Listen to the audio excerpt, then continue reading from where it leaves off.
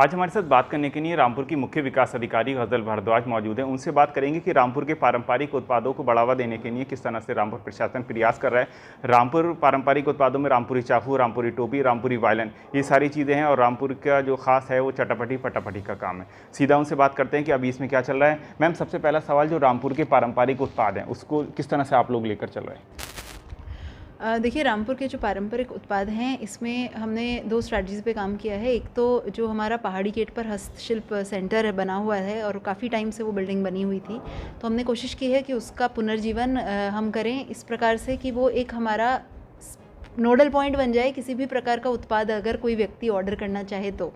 तो इसके लिए हमने सबसे पहले तो वहाँ पर फैक्ट्री आउटलेट्स बनाई हैं। जैसे कि आपने देखा होगा कि आगरा, मथुरा में फैक्ट्री आउटलेट्स का कंसेप्ट है कि कोई भी इंडस्ट्री अगर चल रही होती है तो आप उसको शोरूम से उसका सामान खरीद सकते हैं, आप डायरेक्टली फैक्ट्री आउटलेट से उसको परचेज़ कर सकते हैं। तो इसी प्रकार से हमने वहाँ पर जो हमारे NULM और NRLM के समूह की महिलाएँ हैं उनके माध्यम से हमने वहाँ पर शॉप्स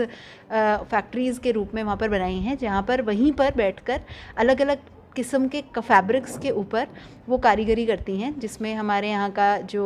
जरी का काम है, जरदोज़ी का काम है, पैच वर्क का काम है और इसके अलावा ज़िरकन और मोती वर्क भी रामपुर में होता है। तो वो सारा काम वहीं पर अड्डे पर बनाकर महिलाएं बना रही होती हैं। जो चटापटी और पटापटी के दुपट्टे हैं और साड़ीज़ हैं उसकी काफ़ी डिमांड पिछली बार क्योंकि हुनर हाट में और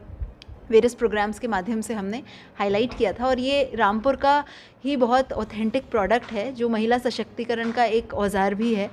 क्योंकि बहुत सारी महिलाएं इससे जुड़ी हुई हैं। तो उसके लिए हमने अभी RCT और बैंकिंग सेक्टर के माध्यम से कुछ प्रशिक्षण कराए हैं, जिसमें महिलाओं ने एप्लीकेशन फॉर्म भरा था और ODOP के माध्यम से प्रशिक्षण कराकर उसका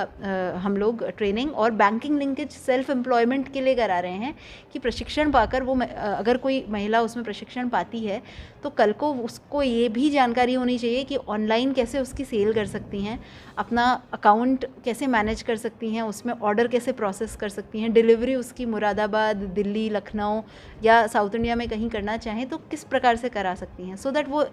सेल्फ एम्प्लॉयड बने। और मिशन शक्ति के अंदर भी हम इसको काफ़ी पॉपुलराइज कर रहे हैं। मैम, अगर उनको कारोबार के बढ़ावे के लिए उनको क्या प्रशासन की तरफ सरकार से लोन वोन भी दिलवाया जा रहा है या उसको किस तरह से अब आप लेकर चल रहे हैं? देखिए, इसमें जो है ऑलरेडी भारत सरकार का और उत्तर प्रदेश सरकार का बहुत फोकस रहा है कि सेल्फ एम्प्लॉयमेंट लोन्स को ज़्यादा से ज़्यादा मात्रा में दिया जाए। तो चाहे वो PMEGP हो, चाहे वो ODOP हो, हमारी वेरियस योजनाएं चल रही हैं जिसमें अलग अलग प्रकार के ऋण जो हैं इसमें बैंकिंग सेक्टर के माध्यम से लिए जा सकते हैं और इसके अलग अलग योजनाओं के अंदर टारगेट्स भी हैं। तो हमारी कोशिश यही है कि पहले हम उसको अपनी योजनाओं में प्रशिक्षण के माध्यम से पॉपुलराइज करें और फिर उनको किसी न किसी सेल्फ एम्प्लॉयमेंट लोनिंग योजना से जोड़ सकें ताकि वो सक्षम बन जाए अपना एक छोटा सा रूरल या अर्बन एंटरप्राइज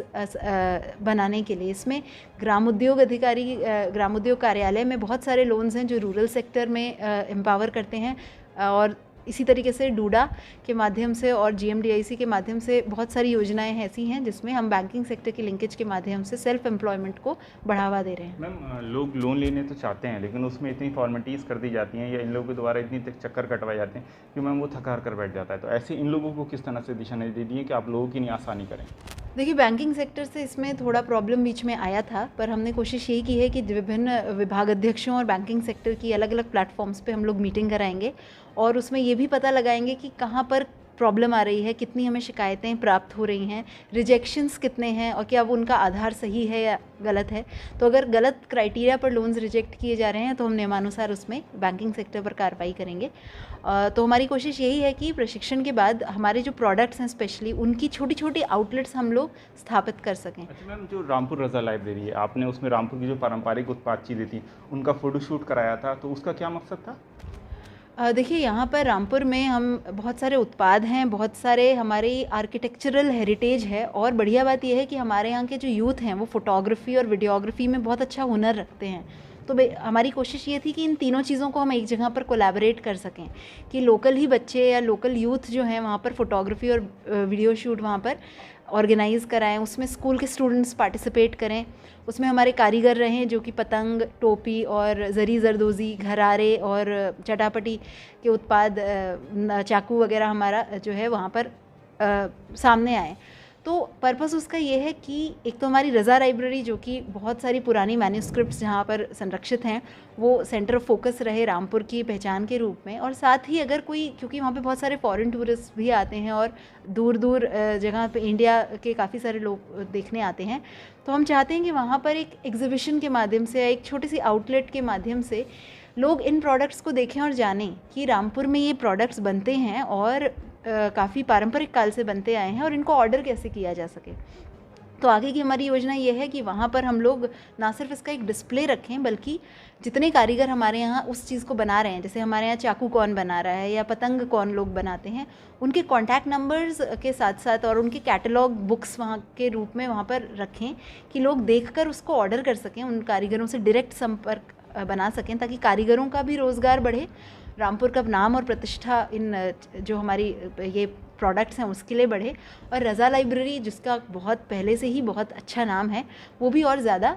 नेशनल प्लेटफॉर्म में आए। एक दफ़ा फिर रामपुर के जो लोग हैं उनको हुनर हाट देखने को मिलेगा और उसी हुनर हाट में ये पारंपरिक उत्पाद भी देखने को मिलेंगे? देखिए, हुनर हाट के संबंध में मिनिस्ट्री ऑफ माइनॉरिटी अफेयर्स से जैसे ही हमें निर्देश मिलते हैं उस संबंध में दिशा निर्देश हम लोग जारी करेंगे और तैयारी करेंगे, और अगर हुनर हाट हमारे यहाँ होता है तो डेफिनेटली हम लोग उसमें बहुत अच्छे से पार्टिसिपेट करेंगे। Thank you. हमारे साथ रामपुर मुख्य विकास अधिकारी गजल भारद्वाज मौजूद थी। रामपुर से जिशान खान।